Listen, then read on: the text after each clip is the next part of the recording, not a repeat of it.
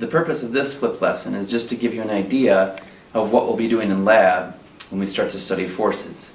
So a force is just a push or a pull. Any push or a pull is a force. It's a very simple definition. And we're going to start studying forces by taking a look at a pull. In this case, we're going to have a cart that's pulled by this string, and this string is attached or goes over the edge of the table, and there's some weights attached to that string, so that if I were to remove this mass in front of the cart here, you can see that this thing would get pulled.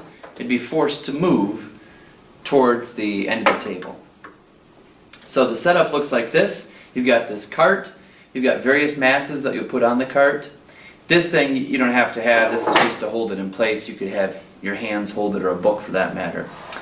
Then we have a pulley and a photo gate, which I'll tell you a little bit more about in a second, and then some other masses, like I said, on the other end of the string.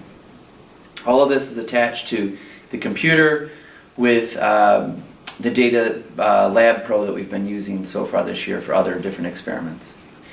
So I briefly want to tell you about this. This is a photo gate. The photo gate is something you've seen before. At the grocery store, you know where the conveyor belt goes and your food goes on that conveyor belt.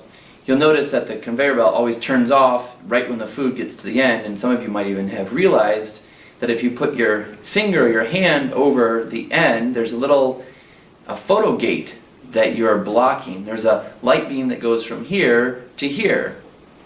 Just like at the grocery store, if you block it with your hand or with a box of cereal, the photo gate turns off. And that's what this is too. On here though, I've got something called a smart pulley. And a pulley, this smart pulley, has different holes in the pulley, so that the photo gate turns off on, off on, off on, off on, off on as this rolls.